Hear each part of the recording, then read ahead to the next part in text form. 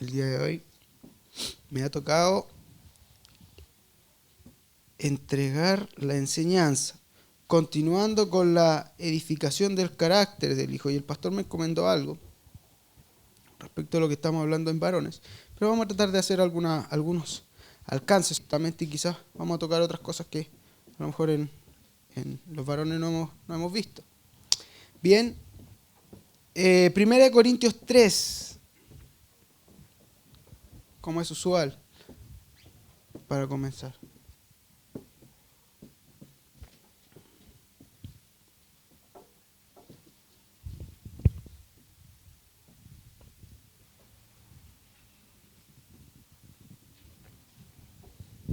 Bien, ¿no está? Bien. Dice así: conforme a la gracia de Dios que me ha sido dada, yo como perito arquitecto puse el fundamento y otro edifica encima, pero cada uno mire cómo sobreedifica, porque nadie puede poner otro fundamento que el que está puesto, el cual es Jesucristo. Y si sobre este fundamento alguno edificare oro, plata, piedras preciosas, madera, heno, hojarasca, la obra de cada uno se hará manifiesta, porque el día la declarará. Pues por el fuego será revelada, y la obra de cada uno, o de cada cual, el fuego la probará. Bien, amados, es importante respecto de la edificación del carácter que acerca de la justicia tengamos algunas nociones básicas, simples por ahora. Bien, en varones hemos estado hablando, ¿no es cierto?, respecto de esto, y profundizando más específicamente de muchas cosas, pero el día de hoy quiero hacer solamente algunos alcances. Por lo tanto, anote las referencias bíblicas, yo se las voy a ir leyendo, pero necesitamos avanzar lo más rápido posible para poder darle forma a lo que el día de hoy Dios nos quiere entregar. Bien, debemos recordar siempre que la manera en la que Dios nos mira no es la que nosotros pensamos que somos. La forma en la que nosotros pensamos que somos no es la misma forma en la que Dios nos mira. Bien, Isaías 55:8 y Jeremías 29:11 declara lo siguiente. Dice: mis pensamientos son más altos que tus pensamientos. Mis caminos son más altos que los tuyos. Bien, seguramente cuando Pablo fue elegido por Dios y fue llamado fiel, lo más probable es que Pablo haya dicho: ¿yo fiel? Imposible. Comentábamos, ¿no es cierto? Y nosotros siempre hablamos con Eliseo cuando Dios quizás a veces nos ha dicho algunas palabras, y nosotros, ¿yo? Es como que uno mismo se cuestiona si es que realmente es eso. Pero Dios ve de una forma más completa. Dios ve el diseño terminado en nosotros, ¿bien? Eso tiene que ver con el diseño de Dios sobre nuestra vida. Dios ha dejado todo determinado, y en la forma en que lo ha dejado determinado también es la forma en la que nos ve a cada uno de nosotros. Bien, entonces Dios ha diseñado todo tan perfecto que a través de hacernos, por medio de su Hijo, participantes de una nueva naturaleza, nos ha hecho ser también parte del cuerpo de Cristo. Bien, y eso tenemos que tenerlo claro. Entonces esto nos habla de una gracia que Cristo dispensó y repartió sobre nosotros, ¿bien? Cada uno es parte del cuerpo de Cristo y posee una cuota de gracia que es beneficiosa y edificante para el cuerpo de Cristo. Y eso tenemos que tenerlo claro. Bien, voy a ir dando algunas ideas un poco más rápido y no me quiero detener tanto. Bien, entonces, estas cuotas de gracia son multiformes.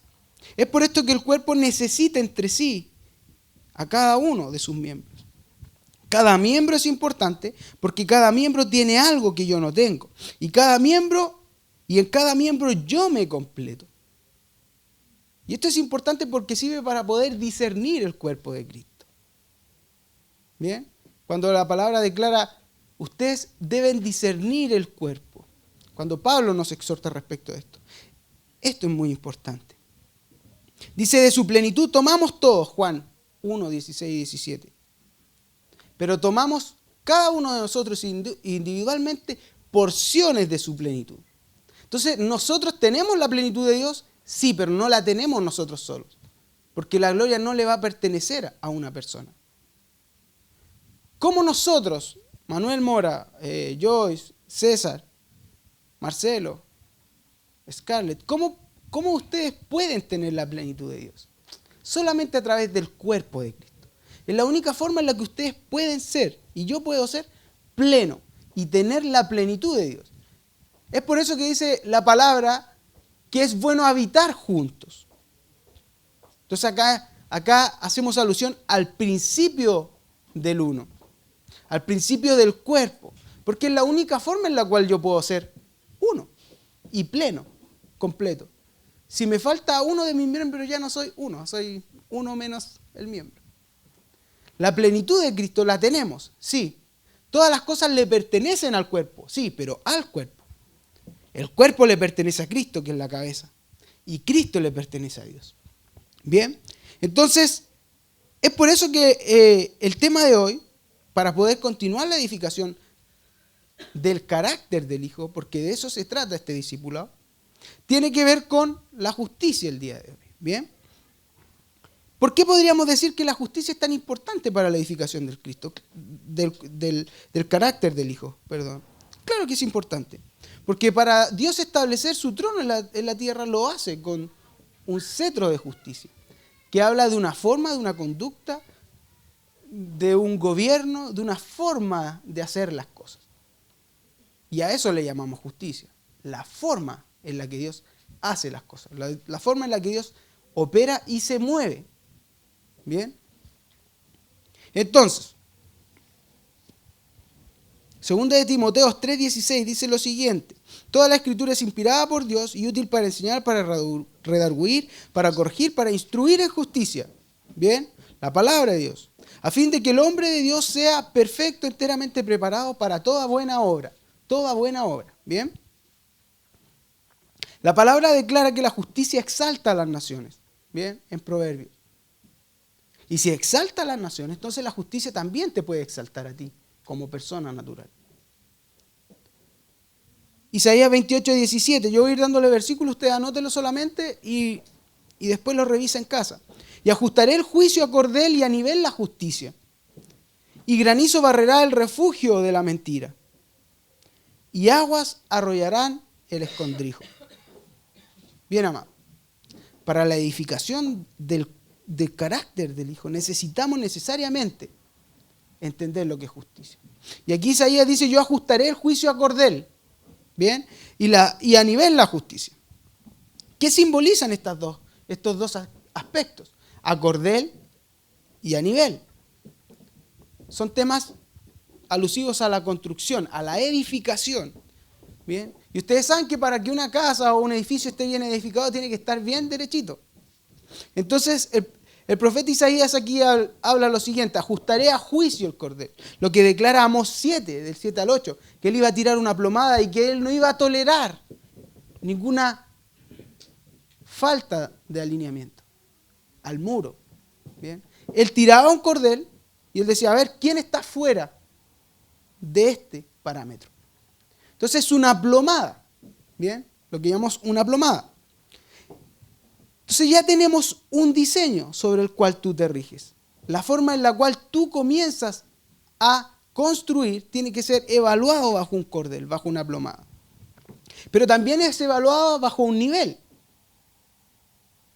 que nos habla, ¿no es cierto?, en un sentido horizontal de un estándar y un parámetro que indica la altura a la cual debemos llegar. Entonces podemos estar alineados a la palabra de Dios, pero no nivelados a la palabra de Dios. Podemos ir por buen camino, pero no a la altura que debiésemos ir. ¿Me explico? Una cosa es que estemos cumpliendo la palabra y bien, está muy bien. Esa es una primera medida, que esté derechito. Pero otra cosa es a la altura que has llevado ese muro. Puede estar bien alineado, pero puede estar muy bajo. Entonces el estándar es muy poco. Y la palabra nos llama a progresar. Y de eso vamos a hablar el día de hoy, de la progresión y de la fe. Por eso quiero avanzar rápido, ¿bien? Entonces algunas cosas me las saltaré y solamente declararé algunas frases para que podamos ir construyendo respecto a esto. Entonces la justicia es una plomada que expone las falsedades, pero la justicia también es un parámetro que te demanda un nivel en tu actitud. Bien, la iglesia debe despertar a la justicia, y eso lo declara 1 Corintios 14, 34, principalmente la versión King James, dice despierta la justicia, porque la Reina Valera dice velad debidamente, y en la traducción debidamente tiene que ver con justamente. Es la palabra dikaios, que se ocupa para justicia. Bien, entonces, despierta la justicia y no peques, porque algunos no tienen el conocimiento de Dios, y hablo esto para tu vergüenza. Entonces tenemos lo siguiente: debemos despertar a la iglesia, porque si no despertamos a la iglesia, lo contrario es entrar en pecado. Por consecuencia, como pecado, nosotros no tenemos el conocimiento de Dios. No sabemos cómo Dios se quiere mover, no sabemos qué es lo que Dios quiere hacer, por lo tanto, erramos. Y esto se trasunta y produce una vergüenza en nosotros.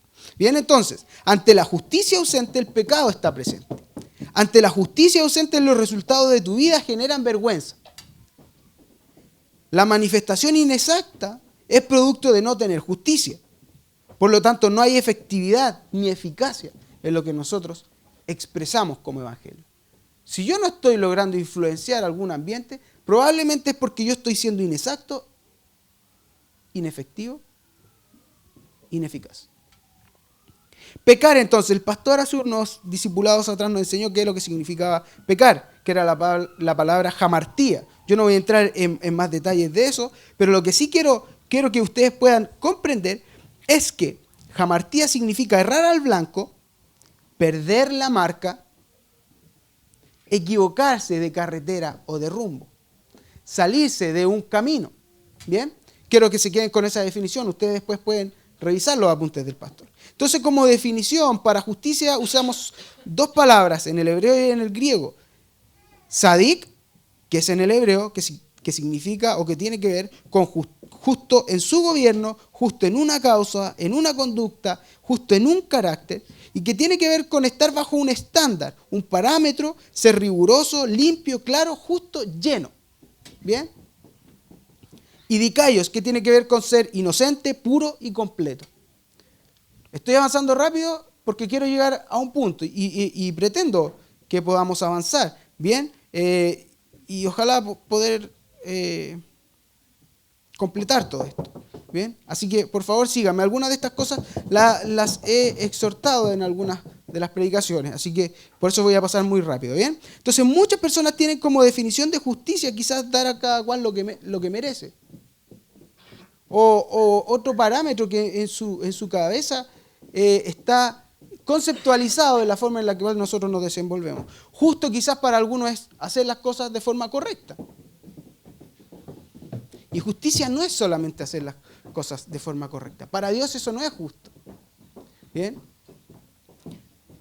Quizás la palabra de Dios, por ejemplo, podríamos encontrar que un hijo dice, yo no voy a honrar a mi padre porque mi padre no ha sido bueno. Y a ti te parece que eso es justo y eso está bien. Pero la palabra de Dios dice, honra a tu padre y a tu madre porque esto es justo. Lo declara Pablo de esa forma. ¿Bien? Y obviamente las consecuencias de operar en ese principio.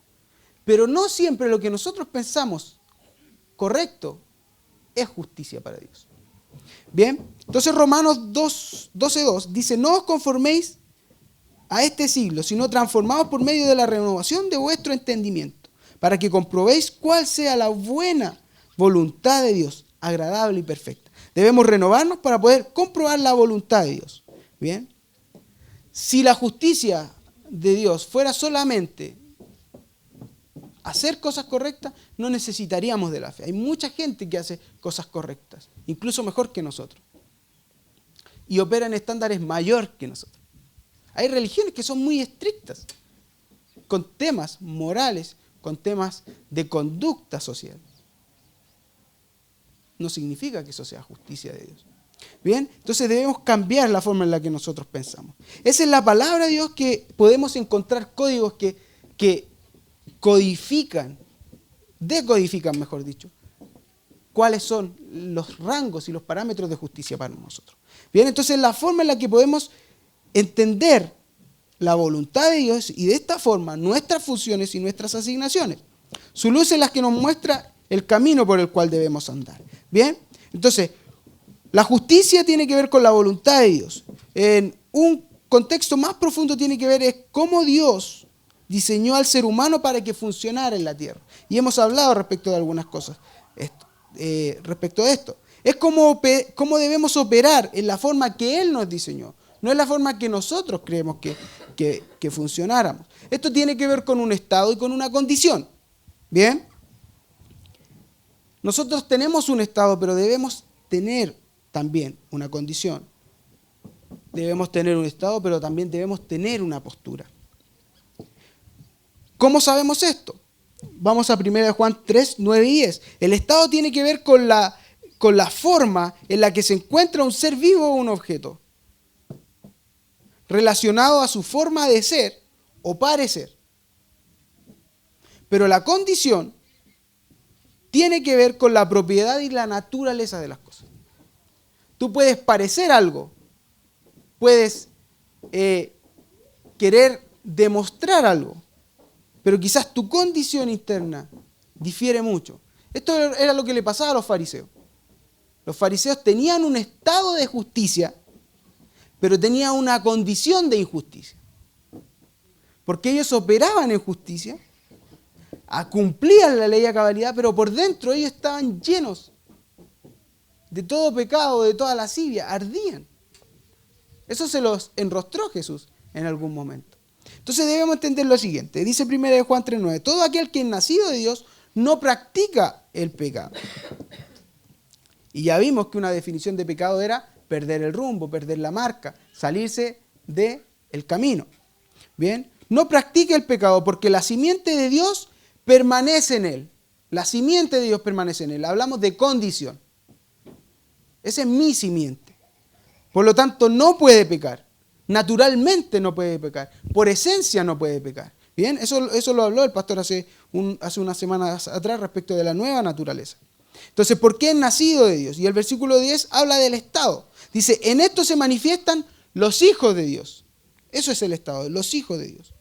Y los hijos del diablo. Todo aquel que no hace justicia y que no ama a su hermano no es de Dios.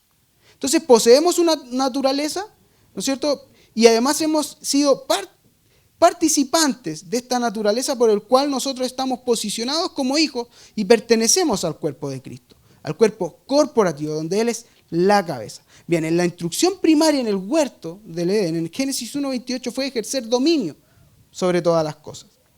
Bien, pero bastó que el hombre, me refiero a hombre, Adán y Eva, dejara de ejercer su función en el huerto para salirse de la justicia de Dios y entrar en una condición de injusticia.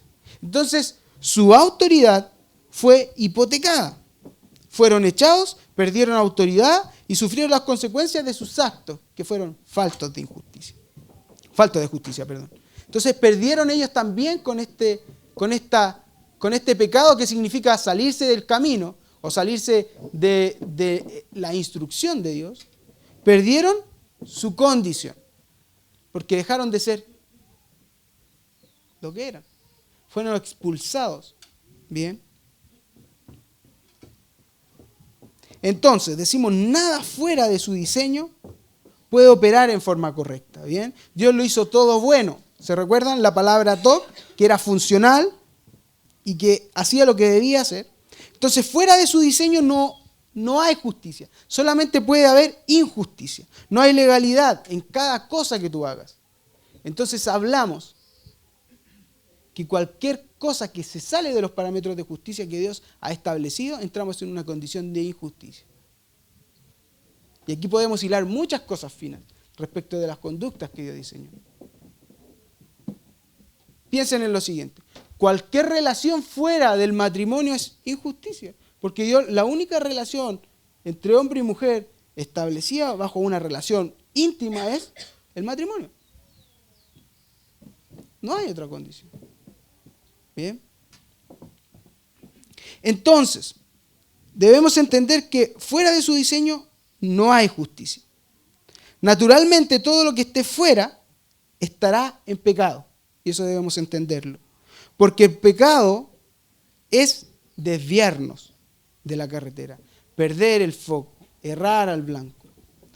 Cuando nosotros hablamos de pecado, quizás lo más probable es que a la mente se nos vengan al tiro unos 2 o 3 pecados que son de tipo inmoral solamente. No, este hermano cayó en pecado. Pucha, a ver, engañó a su esposa, ¿con quién? Es lo más típico que viene a nuestra cabeza. Es lo más rápido, eso es lo más cercano a lo que nosotros tenemos conceptualizado en nuestra cabeza. Pero mentir es pecar también. Pero también no obedecer la instrucción de Dios es pecar. Cuando tú te desvías del rumbo, te desvías del camino, estás jamartía, estás pecando. Cuando te sales de la justicia de Dios, entras en un estado de injusticia, por lo tanto entras en una condición de pecado. Eso es lo que hizo Adán y Eva. Entraron en una injusticia porque transgredieron una instrucción de Dios. Hagan todo lo que quieran, pero solamente no comas de ese árbol. Y extendieron su mano hacia el árbol. ¿Bien? Entonces, 1 Juan 5:17 dice, toda injusticia es pecado, por consecuencia, para que lo tengan escrito. Toda injusticia es pecado. Entonces no podemos estimar qué es vivir correctamente nosotros mismos. Tampoco podemos asumir qué es lo que se debe hacer. Porque la palabra de Dios dice en Jeremías que Él tiene pensamientos que son de bien para nosotros y no de mal. Isaías dice que sus pensamientos son más altos que los nuestros. Porque nosotros no podemos lograr entender el diseño completo.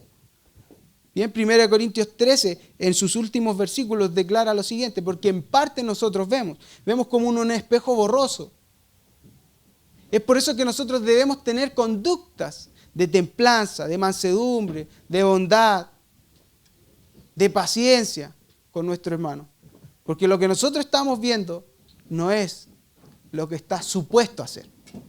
Entonces, Dios nos dice en otras palabras, el amor funciona para que tú soportes a tu hermano en la medida que él va perfeccionándose hasta llegar a ser el hombre pleno que yo diseño. Para eso sirve el amor. Y para eso a ti te sirve el amor. Para que otros también te tengan paciencia. No se trata de que solamente tú le tengas paciencia a los otros. Tiene que ver con que nosotros tenemos paciencia, pero nos tienen paciencia también. En la medida que vamos progresando en este camino. ¿Bien? Entonces no podemos decir cuál es la manera correcta por nosotros mismos, por nuestros pensamientos.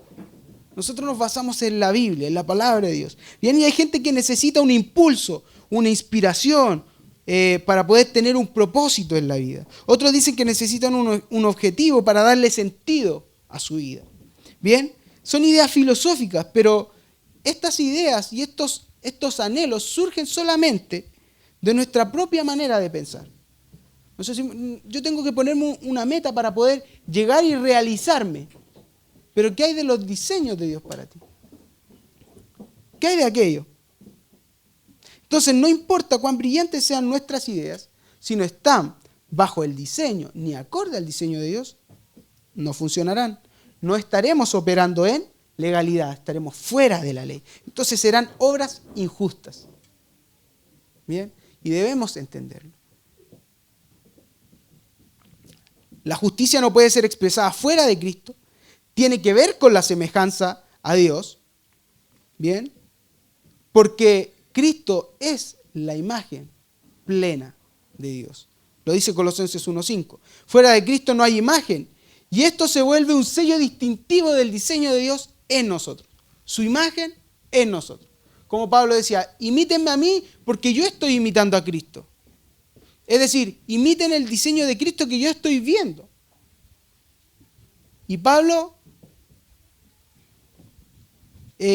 deriva toda la gloria siempre a Dios. Bien, entonces, es un sello distintivo del diseño de Dios y de cómo nosotros debemos vivir. Nos debemos alinear, ¿no es cierto?, a cordel, como decía Isaías, pero debemos también tener un nivel que alcanzar. ¿Bien? Cristo es el prototipo. Él es la medida de justicia. Él es la medida de alineamiento y la medida en el nivel en el que Él se puede expresar. Entonces, Hebreos dice, Hebreos 11:7, no lo busquen, dice, por la fe Noé, cuando fue advertido por Dios acerca de cosas que aún no se veían, con temor preparó el arca en que su casa se salvase, y por esa fe condenó al mundo y fue hecho heredero de la justicia de Dios. Entonces hablamos que cuando la justicia se vuelve nuestra forma correcta en la que nosotros conducimos nuestra vida, el entorno es juzgado por esa conducta.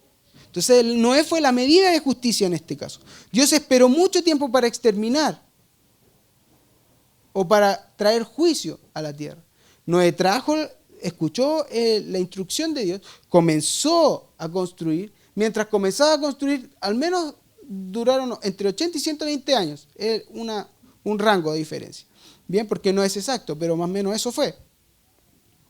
Pero en 80 años, él no solamente construyó, él declaró un mensaje. Él fue un prototipo, él fue un patrón de conducta. Entonces él dio un tiempo para que la gente se convirtiera o se arrepintiera y pudiese entrar. El punto es que cuando se cumplió el plazo, Dios dijo, ok, voy a tirar la plomada, voy a tirar el nivel. Entre la familia de Noé, el resto quiso entrar pero ya no podía acceder, porque no había sido encontrado justicia en ellos. De hecho, Noé, dice la palabra que Noé fue hallado justo en sus generaciones. Bien. Entonces, Caín y Abel también son ejemplos de justicia. Esto lo podemos ver en Génesis 4, ¿bien? Del 1 al 5. En Hebreos 11:4 también lo menciona, que Abel fue encontrado justo, pero por fe, y que es lo que vamos a ver el día de hoy. Entonces, Abel entregó lo primero, pero Caín no entregó lo primero. Caín entregó lo que él pensó que era bueno. Entonces, este es el problema que se suscitó en esta relación de hermandad, que terminó en un asesinato, en una cruenta forma de matar.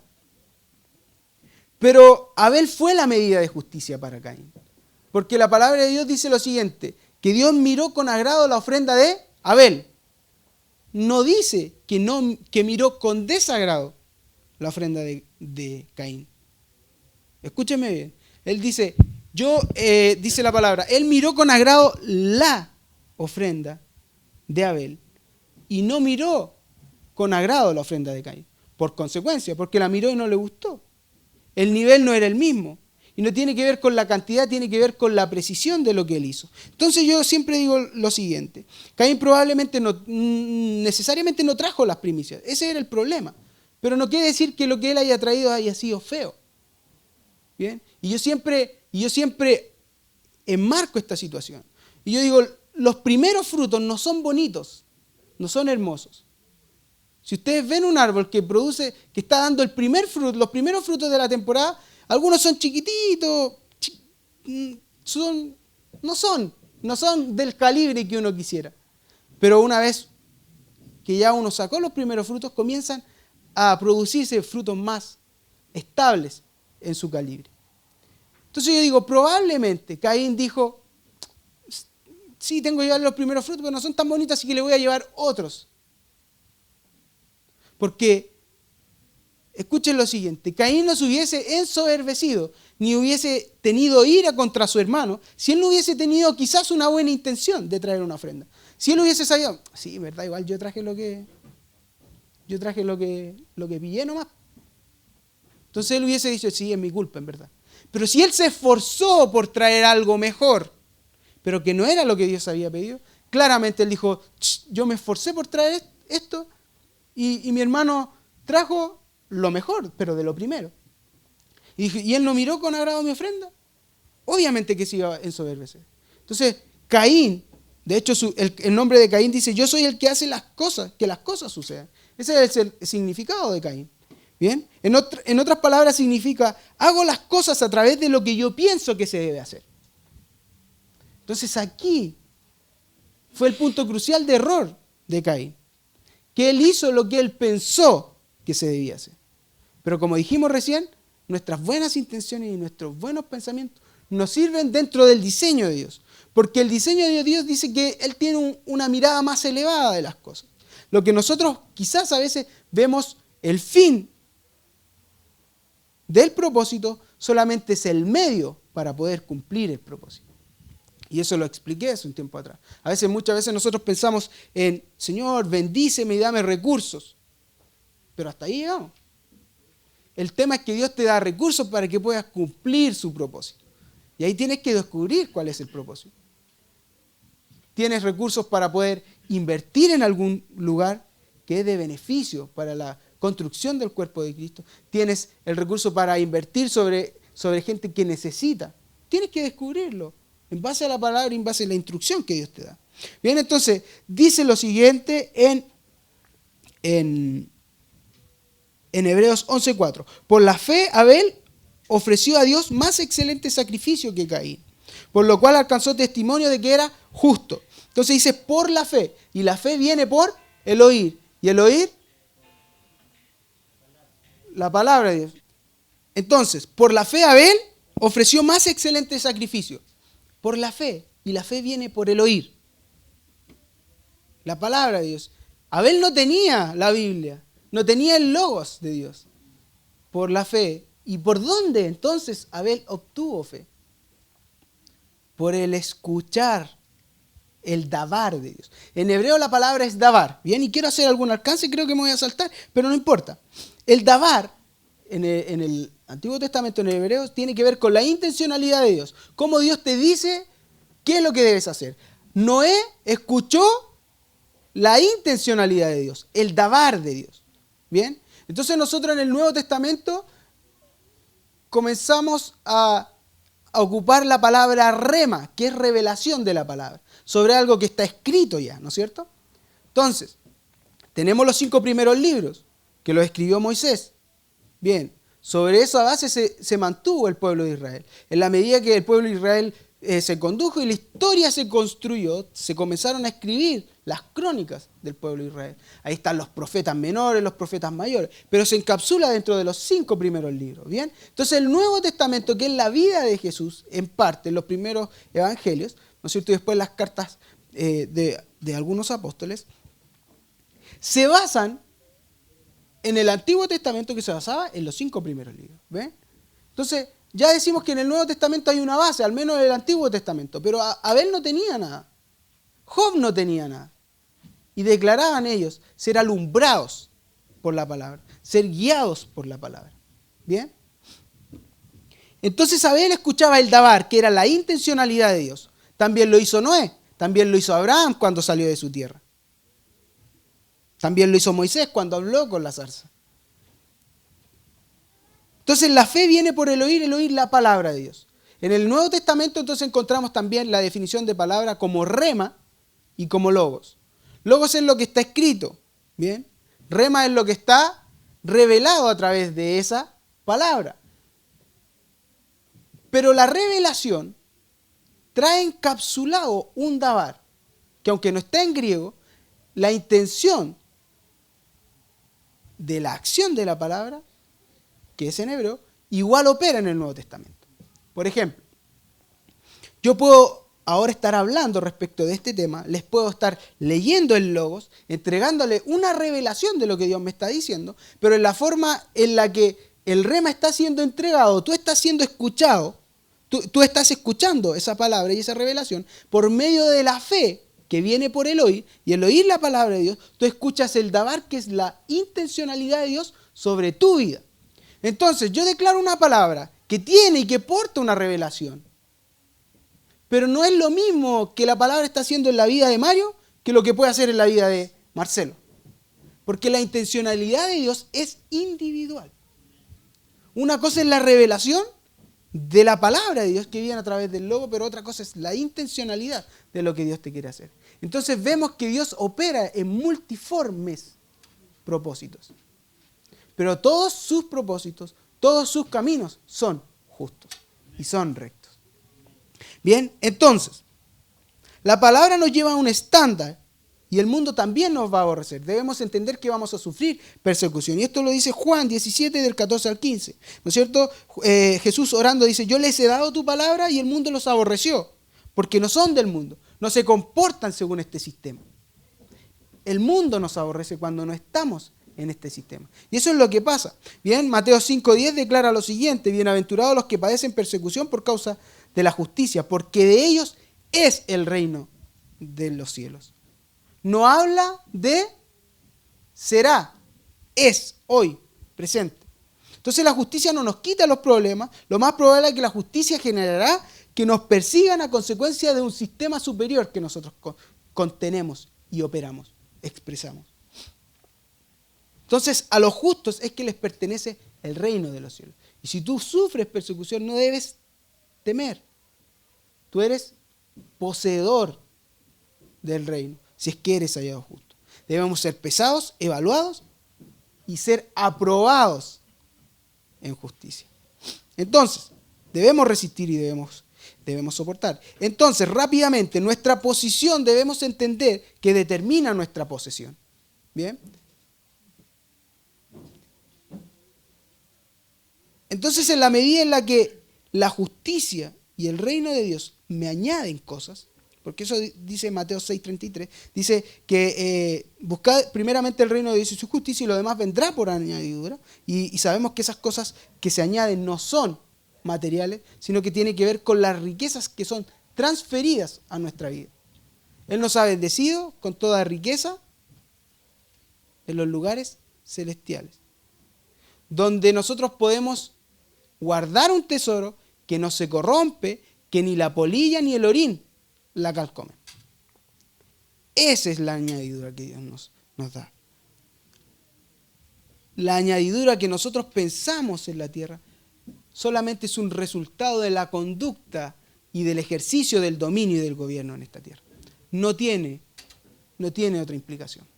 Bien, entonces, ¿por qué es necesario saber respecto de nuestra posición para entender nuestra posesión? Lo podemos ver a través de un hombre que es un misterio, que es Melquisedec, Hebreos 7:1. ¿Bien? Y que él era un sacerdote según el sacerdocio eterno, según el sacerdocio perpetuo.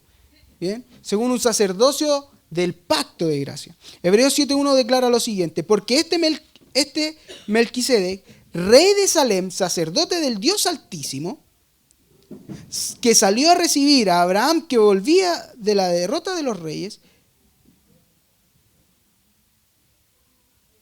le bendijo, a quien asimismo dio a Abraham los diezmos de todos, cuyo nombre significa primeramente rey de justicia y también rey de Salem. Esto es rey de paz. Entonces hablamos de que acá que hay un orden, ¿bien?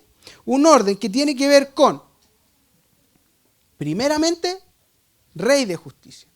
Ese es el carácter de Melquisedec. Si ustedes desglosan el nombre, Melqui es rey. Sedec viene de Sadik, de la palabra en hebreo de justicia. Rey de justicia. ¿Bien? Y la justicia no tiene que ver con algo que está en la tierra o que es visible naturalmente.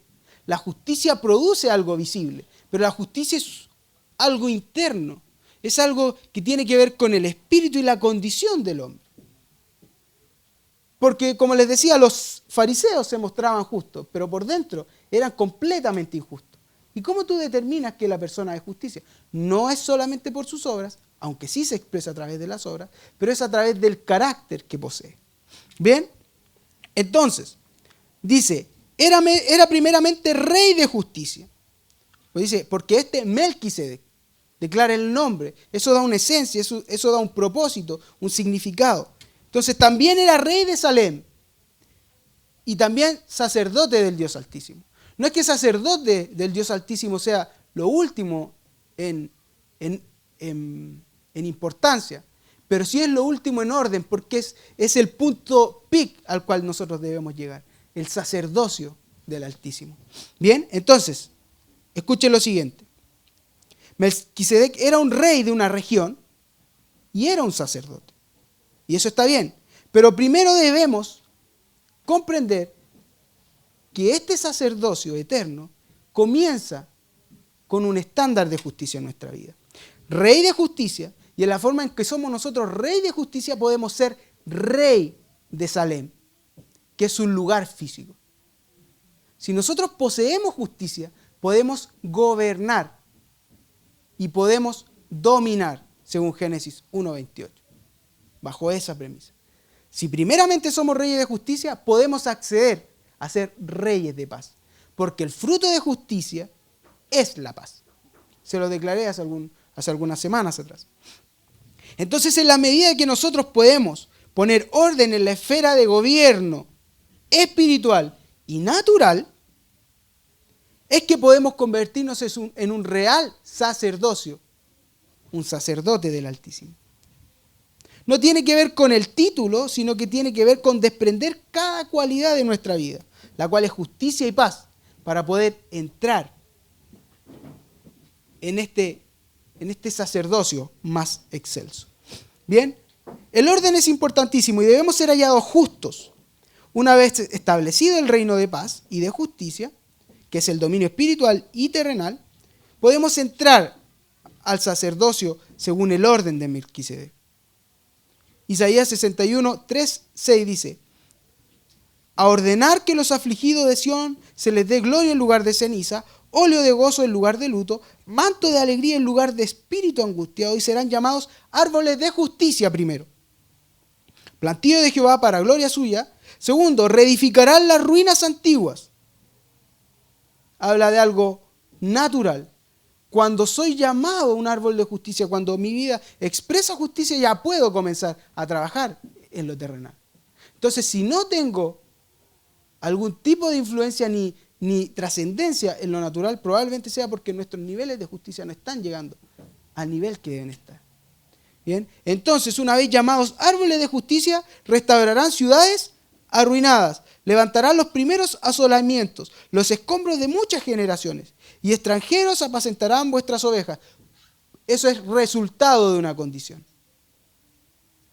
Entonces, y los extraños serán vuestros labradores y vuestros viñadores, y vosotros seréis llamados entonces sacerdotes de Jehová, ministros de nuestro Dios seréis llamados.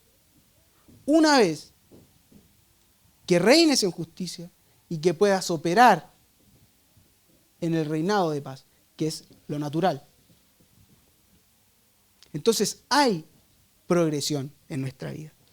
El sacerdocio requiere un nivel mayor. Entonces Éxodo 28, 30 nos declara lo siguiente: y pondrás en el pectoral del juicio Urim y Tumim, y para que estén sobre el corazón de Aarón cuando entre delante de Jehová, y llevarás siempre Aarón el juicio de los hijos de Israel sobre su corazón delante de Jehová. Abraham siempre tenía que llevar Urim y Tumim, que eran dos piedrecitas que estaban acá, que generalmente no se sabe mucho lo que significan. Porque nosotros sabemos que el pectoral tiene 12 piedras que simbolizan el gobierno de Dios, pero el gobierno de Dios, el reinado y el dominio ejercido es a través de la contención de estas dos piedras sobre su corazón. Estas dos piedras significan, Urim significa luz. Sabemos que la luz es la palabra, es la revelación de Dios. Y Tumim significa perfección, que tiene que ver con cómo tú te conduces. En otras palabras, es justicia de Dios. Cuando tú eres justo, eres hallado perfecto. Job dice que era justo y recto en todos sus caminos, él era perfecto. Job 1. Entonces el sacerdocio necesariamente necesita Urim y Tumim. Necesita la revelación para poder entrar en un diseño perfecto, porque la palabra de Dios, la palabra inspirada por Dios, me instruye en justicia para perfeccionarme. ¿O no? Segunda de Timoteo 3:16. Bien. Para toda buena obra. Bien. Entonces el nivel es mayor. La palabra de Dios declara en Primera de Reyes 8:32 que Él nos va a dar conforme a nuestra justicia. Entonces entendemos que Dios no nos dará porque sí. Dios nos da y nos desprende bendiciones conforme a la justicia que se evidencia en nosotros. Entonces nosotros podemos orar y reclamar bendiciones que nunca llegarán, sino es a través de tú ordenar tus pasos en justicia para que la plataforma esté preparada y el kairos se manifieste en tu vida, en un tiempo cronos, en un momento adecuado. ¿Bien? Entonces, esto siempre yo les digo que se trata de que ustedes tienen que se me fue la palabra, tienen que relacionar todo lo que la palabra nos declara. Esto no es tema por tema. La justicia no es algo aislado. Tiene que ver con la revelación, tiene que ver con la justicia, tiene que ver con el tiempo de Dios, tiene que ver con la posición, tiene que ver con el carácter del Hijo, por sobre todo. ¿Bien? Entonces, dice Jehová me dará conforme a mi justicia. Según de Samuel 22:21 dice, conforme a mi justicia Jehová me ha premiado. Conforme a la limpieza de mis manos me ha recompensado, porque yo he guardado los caminos de Jehová, que son sendas de justicia, y no me aparté impíamente, es decir, no me aparté del camino, no me aparté del rumbo, que es igual a no perdí la marca, lo que estaba trazado, no erré en el blanco, jamartía, pecado. ¿Bien?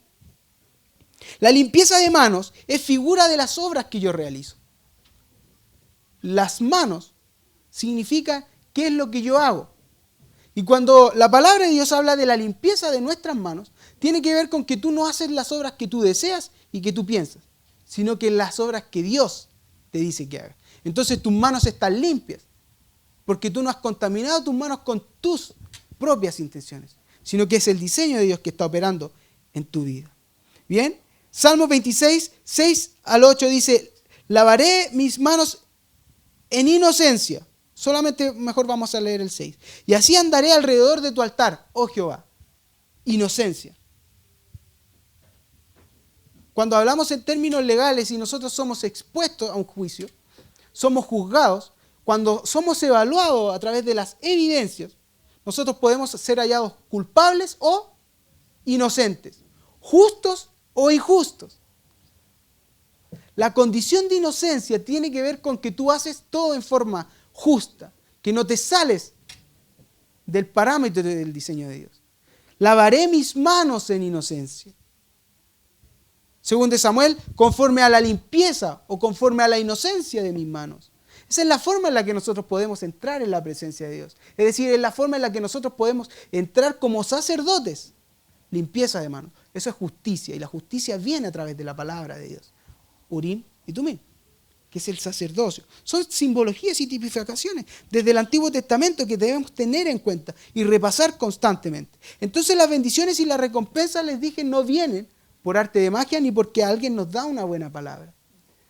Si bien es cierto, las profecías de Dios sobre nuestra vida tienen una intencionalidad cargada de Dios, pero la intencionalidad cargada de Dios no traspasa los límites de lo que tú permites que se manifieste en esta tierra.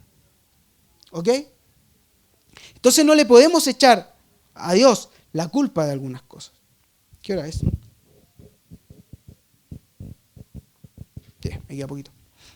Entonces, Dios nos demanda un nivel de vida. ¿Bien?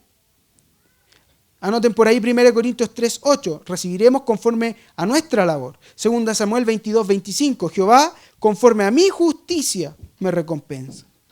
Entonces, Salmos 1 nos habla respecto de algo muy importante que tiene relación con el justo. Bienaventurado el varón que no anduvo en consejo de malos ni estuvo en camino de pecadores, que se apartó de un camino de justos, sino que se fue a un camino de pecadores. Ni en silla de escarnecedores se ha sentado, sino que en la ley de Jehová está su delicia, y en su ley medita de día y de noche. Será como árbol plantado junto a corrientes de agua, que da su fruto a su tiempo, y su hoja no cae, y todo lo que hace prospera. Producto de meditar en su ley, andar en sus caminos. No es el fin, es un resultado solamente. ¿Bien? No así los malos, que como el tamo que arrebata el viento, escuchen, no así los malos, que son como el tamo que arrebata el viento. Por tanto, no se levantarán los malos en el juicio, ni los pecadores en la congregación de los justos, porque Jehová conoce el camino de los justos, claramente, porque sus pensamientos son más altos que nuestros pensamientos. Entonces, la justicia de Dios nos cubre y nos prospera, claramente que sí, pero es bajo el estándar. no podemos pretender que se cumplan bendiciones sobre nuestra vida si no estamos alineados a un estándar, si no estamos en el nivel de un estándar. ¿Bien? Entonces nosotros necesitamos progresar, madurar en la medida que la palabra vaya siendo impartida en nuestras vidas. Entonces nuestra carne debe morir para que la palabra incremente en nuestra vida. Esto sale en 1 Corintios 3, usted lo puede leer completamente. Pero Pablo dice, de manera que yo, hermanos, no pude hablaros como a espirituales, sino como a carnales. Es decir, como a niños en Cristo. Os di a beber leche y no vianda porque no erais capaces. En la medida que no hacemos morir nuestra carnalidad, no podemos progresar en la revelación de la palabra. Y como consecuencia, si la revelación de la palabra no progresa en nuestra vida, la intencionalidad de Dios no nos va a llevar más allá. Porque el Dabar está encapsulado en el reino. ¿Cómo Él puede corregir? ¿Cómo Él puede hacer mostrarme la senda por la cual yo debo andar? Como dice Salmo 32. Es a través de la revelación del Logos. Porque en la revelación del Logos está la intencionalidad de mi camino. Caminos que Él preparó de antemano para que nosotros anduviésemos en ellos. Efesios 2:10. Bien, entonces es importante. Porque si entendemos cuál es la intencionalidad, cuál es nuestro camino, nosotros no vamos a competir, porque en el reino nadie compite. Y eso el pastor ya lo ha hablado. Somos colaboradores, ¿no es cierto? El versículo 9 del capítulo 3. No lo vamos a leer porque debemos avanzar. Pero yo les dije, nosotros somos colaboradores y tenemos su plenitud. Pero no nosotros de forma individual. Su plenitud la obtenemos una vez que estamos en el cuerpo. Es la única forma de poder tener su plenitud. Porque dice la palabra de su plenitud, tomamos todo, ya lo expliqué al principio, pero cada uno tomó cierta porción, cierta cuota. Es un pedazo de pan repartido que no es un pan completo, sino que hasta que estén todos los pedazos juntos. Por eso que Cristo dice que este es mi cuerpo repartido a vosotros, esta es mi gracia, esta es mi plenitud repartida a vosotros. Si ustedes no están unidos, no lo tendrán todo. Dios nunca le va a dar toda la gloria a un solo hombre. ¿Bien? Es por eso que nos necesitamos, por eso que nosotros necesitamos ser edificados y construidos con lo que Dios ha depositado sobre sus vidas, sobre mi vida. Todos somos parte del cuerpo de Cristo. Bien, entonces, debemos ser probados y salir pesados con resultados de justicia. Esa es la invitación que Pablo le hace, ¿no es cierto?, a Timoteo. Y es entonces que nosotros podemos progresar a un nivel mayor, a un mayor peso de gloria, como lo dice 2 Corintios 4, del 15 al 17. Porque todas estas cosas padecemos por amor a vosotros, para que abundando la gracia, por medio de muchos, la acción de gracia sobreabunde para gloria de Dios. Por tanto, no desmayamos antes, aunque nuestro hombre exterior se va desgastando y el interior, no obstante, se renueva de día en día, porque esta leve tribulación momentánea, mire lo que dice Pablo. Pablo fue una persona que sufrió mucho, tuvo mucho padecimiento. Y si ustedes ven a lo largo de la historia de Pablo, quizás él sufrió mucho más tiempo y muchas más cosas que Jesús, aunque Jesús cargó todo el pecado de la humanidad. Pero entiéndame bien, Pablo sufrió mucho más. Estuvo al borde de la muerte 2, 3 veces. De hecho, salió de la muerte casi, porque estaba como muerto. Pero Pablo decía, yo todo esto lo sufro y lo hago por amor del nombre de Cristo. Él lo hacía por Él. Nosotros debemos padecer en ciertas cosas, pero nuestro peso de gloria va a ser mayor. Y noten lo siguiente, habla de una progresión, ¿bien? Una progresión, porque mire lo que dice, porque esta leve tribulación, morir, quizás a uno se le cortan las finanzas y uno ya está sufriendo la tribulación más grande del mundo. A uno quizás está en conflictos matrimoniales y es la tribulación más grande del mundo. Pero Pablo, después de haber sufrido tanto, dice, esta leve tribulación, esta cosita poca y momentánea, o sea, no eterna, produce en nosotros cada vez más excelente. Miren, cada vez más excelente. Esto es una progresión de excelencia. Cada vez más excelente. De una excelencia a otra excelencia. Entonces hablamos de algo que está fuera de nuestros pensamientos. Porque ya algo que es excelente para nosotros está al tope de la medida, ¿qué puede quedar por algo más excelente? Cada vez más excelente. Nuestro techo es cada vez levantado más y más a través del proceso de Dios en nuestra vida, de la prueba de Dios en nuestra vida. Entonces, cada vez más excelente, ojo, y eterno peso de gloria. La palabra peso tiene que ver con una palabra griega que es varos, que habla de carga, que tiene relación con abundancia, con autoridad. Miren, cada vez un eterno, cada vez más excelente y eterno peso, abundancia, autoridad de gloria. Entonces vemos que la progresión toma lugar en nuestra vida y debe tomar lugar en nuestra vida. Es la forma en la que nosotros maduramos. La edificación del carácter de Cristo tiene que ver con esto, la progresión en nuestra vida. Bien, cómo nosotros accedemos cada vez de forma más excelente al peso de la gloria de Dios. Hebreos 5:13 declara, y todo aquel que participa de la leche es inexperto en la palabra de justicia. Es importante la justicia, porque es niño. Y un niño, Gálatas 4:1, entre tanto que es niño, aunque sea heredero, en nada difiere del esclavo, aunque es señor de todo. Entonces, la medida de la justicia, la expertise en la palabra de justicia, determina lo que nosotros podemos ir administrando en esta dispensación de gracia. No podemos tener vianda si no soportamos la vianda. Debemos progresar en la forma en la que nosotros alimentamos nuestra vida. Bien, me queda muy poco, creo que no voy a alcanzar a terminar. 10 minutitos, espero avanzar. Entonces, debemos transicionar de la leche a la vianda. En la medida que transicionamos, podemos manejar y administrar las riquezas que nos han sido entregadas a los hijos de Dios. Bien, entonces 1 Corintios 3, que lo leíamos, decía, no pude hablarlo sino como a niños en Cristo, porque no erais capaces y todavía no sois capaces. Es decir, estancamiento. No hay progresión. Y como no hay progresión, no te puedo dar mayor revelación. Y como no tienes mayor revelación, no tienes mayor dabar. Y si no tienes mayor dabar, no tienes idea hasta dónde tienes que seguir. Entonces, tu propósito es develado a tu vida en la medida que tú escuchas la palabra, la practicas. Pero la práctica tiene que ir acompañada de fe. ¿Bien? Que es a lo que quería llegar el día de hoy. Que me quedan 10 minutos, pero no importa. No podemos recibir la palabra y pretender ser justos. Necesitamos establecer cómo nosotros traemos esos estándares de justicia a la vida, a la práctica. En otras palabras, la justicia tiene que ver también con dominio propio, con carácter. El carácter debe ser formado y establecido en nuestra vida. Porque Dios no nos ha dado un espíritu de cobardía, sino de poder y de dominio propio. Entonces no podemos recibir la palabra y pretender ser justos por obra de magia. Esto no es instantáneo, es una progresión. Y Proverbios 4:8 declara que la senda del justo es como la luz de la aurora, que va en aumento hasta que el día es perfecto. Hasta la medida de Cristo, que es la perfección.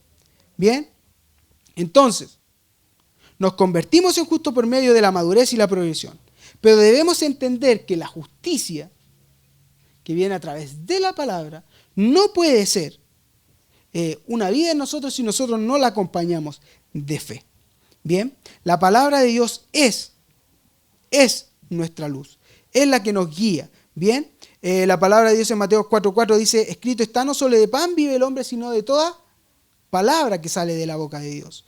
Por tanto, necesitamos atender con más diligencia las cosas que hemos oído, no sea que nos deslicemos, Hebreos 2:1. Y deslizarse significa perder la marca. Deslizarse significa salirte del rumbo. Errar al blanco, que es pecado. Bien, se los vuelvo a recordar. Entonces, el logos contiene un rema y el rema contiene una intencionalidad de Dios, que es el dabar de Dios.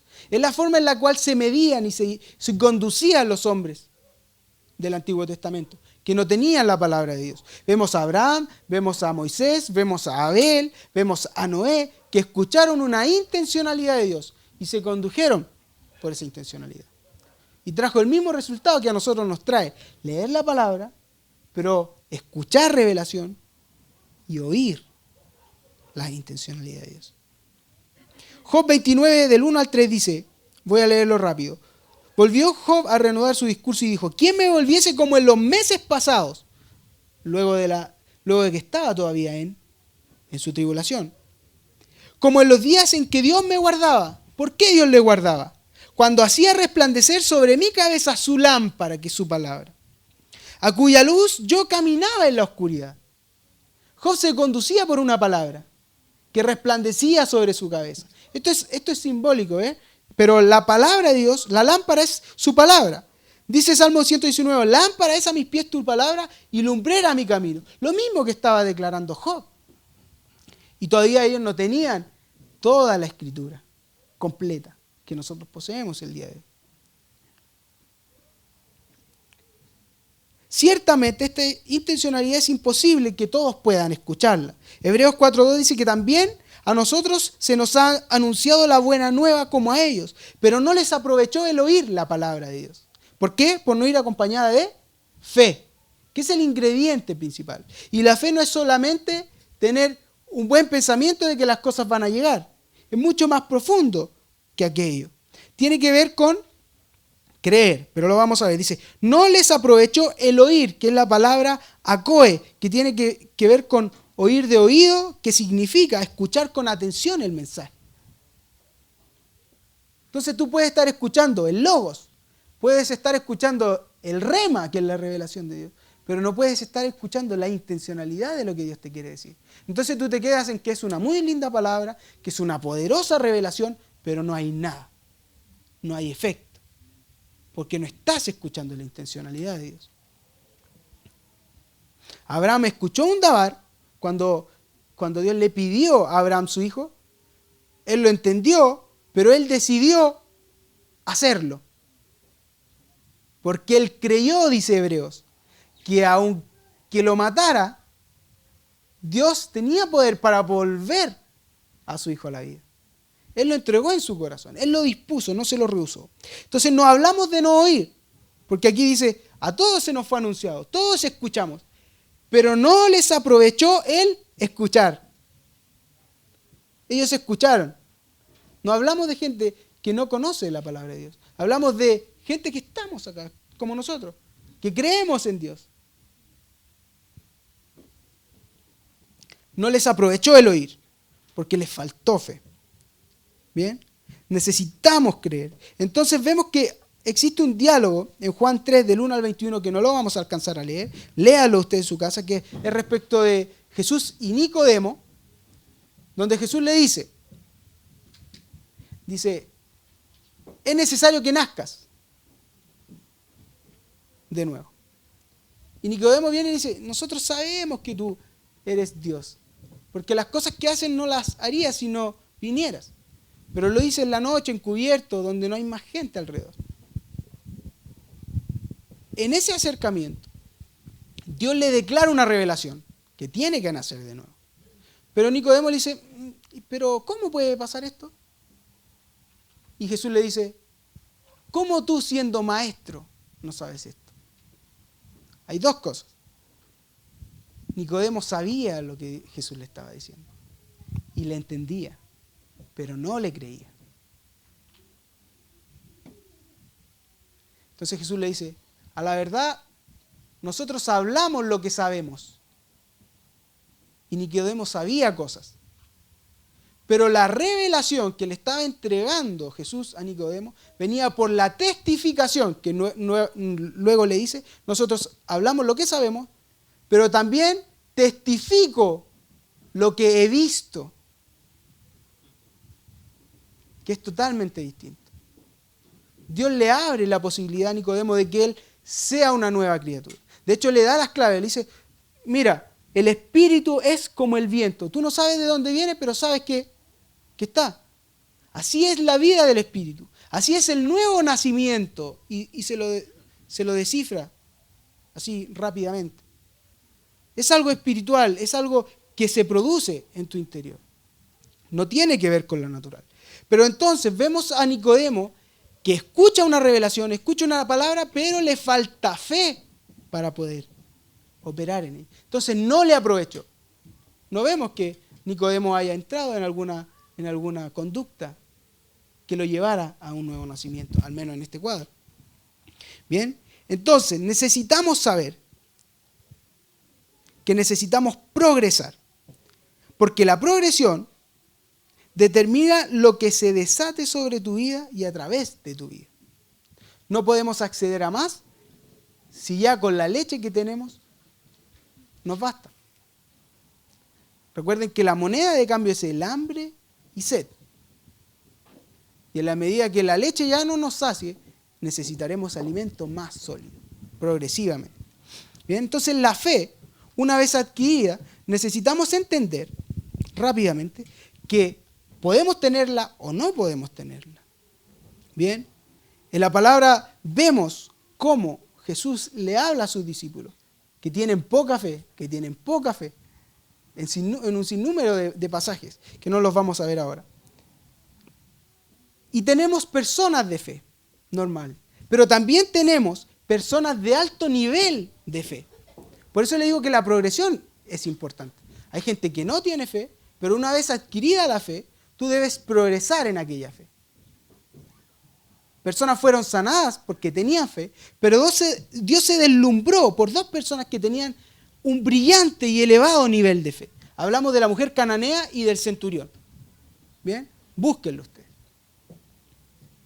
Ciertamente entonces el estado de la fe de cada uno de estos hombres, como el centurión y la mujer, dio respuesta y resultado a las peticiones que ellos hicieron, porque le creyeron. Bien. Entonces, vemos cómo en Marcos 11, del 20 al 23, los discípulos pasan al día siguiente que Jesús maldice la higuera. Y Pedro le dice, mira maestro, la higuera que maldijiste se secó. Así como una gran hazaña. Entonces, ¿qué le responde Dios? Lo mira y dice, tened fe. Quiere decir que Pedro no tenía fe. Porque si se asombró de ver la higuera seca, quiere decir que él cuando escuchó a Jesús maldecir la higuera, no pensó que podría ser así.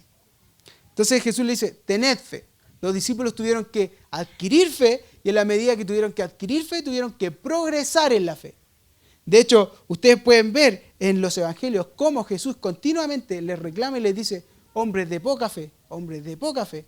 Era la forma en la que Dios le empezaba a instruir. Ustedes no han visto todos los milagros que he hecho y todavía siguen dudando. ¿Bien? Es indispensable progresar. La justicia viene por medio de la palabra, pero la palabra viene por el oír. Perdón, viene por fe, pero la fe viene por el oír. Son cadenas consecutivas que debemos tener en cuenta.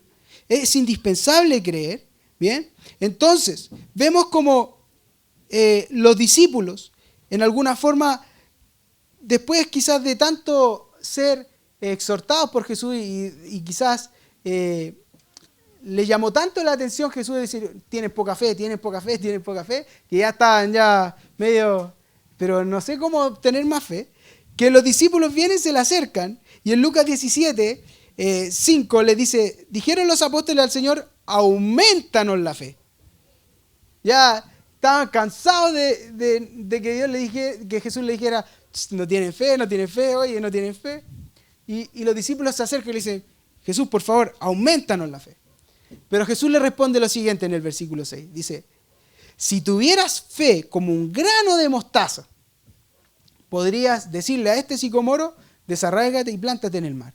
Entonces la fe, escuchen lo siguiente, no puede ser aumentada de forma mágica o espontánea por una oración, simplemente.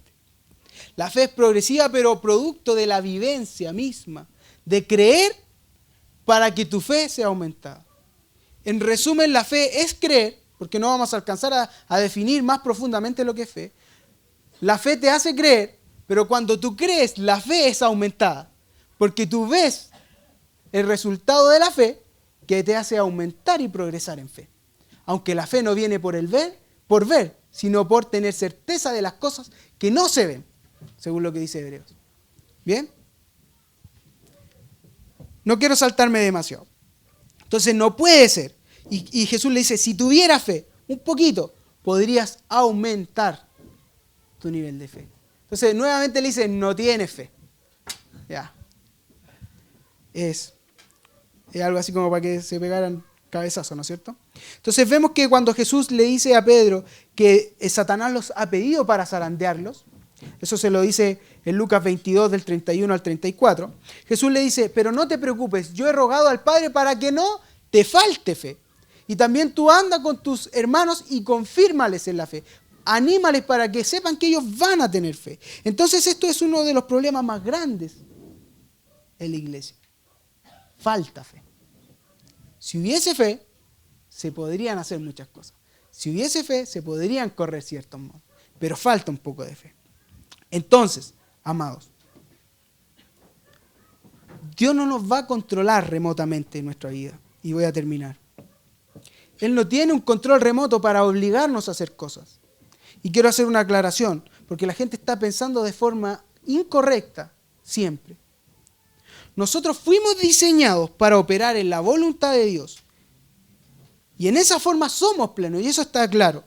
Pero operamos por cuanto escuchamos la voz de Dios y nos conducimos por ella. Así ocurría en el huerto, y esa es la forma en la que se ordenan nuestros pasos. La palabra de Dios viene a nosotros, nos da una intención, pero nosotros decidimos caminar. Porque nosotros tenemos un libre albedrío. ¿Bien? Tenemos un libre albedrío. La palabra de Dios dice en 1 Corintios, dice de 1 Corintios 10:23, dice, todas las cosas me son lícitas. En otras palabras, haz lo que quieras. Papá puede, yo me acuerdo cuando era chico, papá puede hacer esto, todas las cosas me son lícitas, mas no todo me conviene. Y me dejaba ahí marcando ocupado, porque decía, o sea, ¿lo puedo hacer? Le decía. Sí, me decía, pero no todas te convienen. Entonces me dejaba intrigado y yo quería hacer cosas que hacían mis amigos y no podía, porque él me decía, todas las cosas te son lícitas, pero no todas te convienen. Y le volví a repetir, todo el camino cuando me iba a buscar a veces al colegio. Decía, entonces lo puedo hacer, ¿sí? Y si lo hago, no te conviene. Entonces me dejaba ahí, porque yo puedo hacer lo que quiero.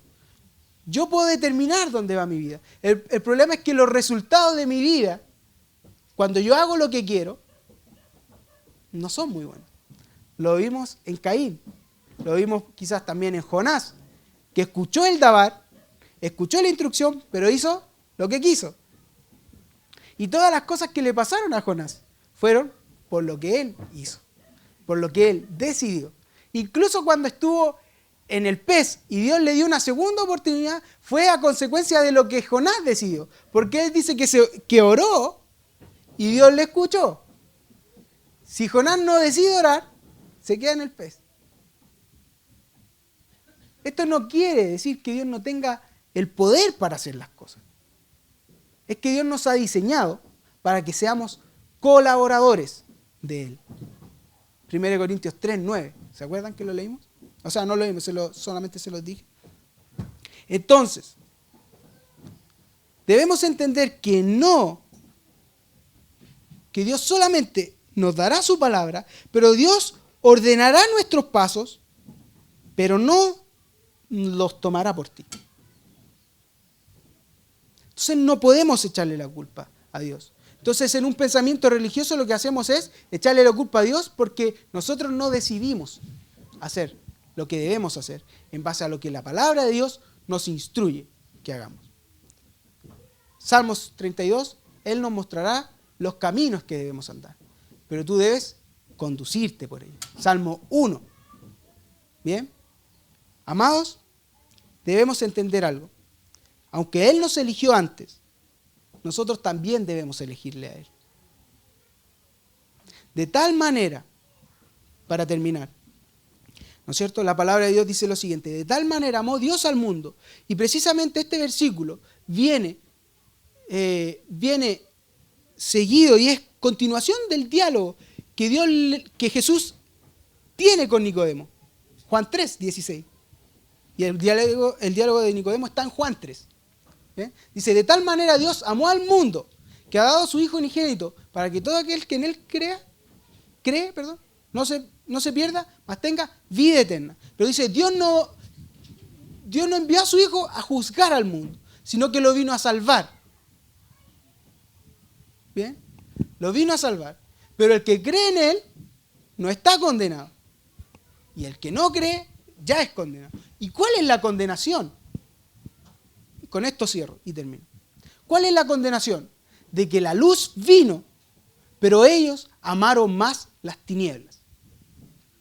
Eso es escuchar el Dabar, no tener fe, apartarse del camino que Dios te está instruyendo. Continúe leyendo el versículo 16 porque es importante. El que practica la verdad viene a la luz. Es decir, debes practicar. Dios no te va a obligar a practicarla. Porque para Dios hacer algo en tu vida, tiene que Él pedir tu colaboración.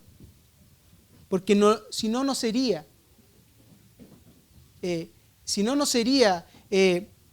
obras justas. Ni podríamos ser evaluados si es que nosotros no hacemos algo. ¿Bien? No es por obra, no lo podemos ver ahora. Ciertamente no es por obra. Pero Santiago declara, si tienes fe, muéstrame tus obras. Porque si tú dices tener fe y no tienes obra, no sirve de nada, porque está muerto. Continúa mucho más de lo que les quiero decir. Pero lo que necesitamos entender es que nosotros debemos decidir caminar por las sendas de justicia que Él nos está mostrando. Es la única forma de ser plenos, exitosos y como resultado prósperos, si es que eso es lo que estamos esperando escuchar de un mensaje. No es el fin la prosperidad, es un resultado meramente. El fin es entrar en un diseño tal que seamos pesados, evaluados y sea hallada justicia en nuestra vida, producto de todo lo que nosotros decidamos actuar conforme a la instrucción de Dios. Porque Dios no nos puede evaluar si primero no despliega su gracia y su revelación sobre nuestra vida. Dios sería injusto. Y Romanos 3 declara que Dios no es injusto. Bien, Dios les bendiga, amados.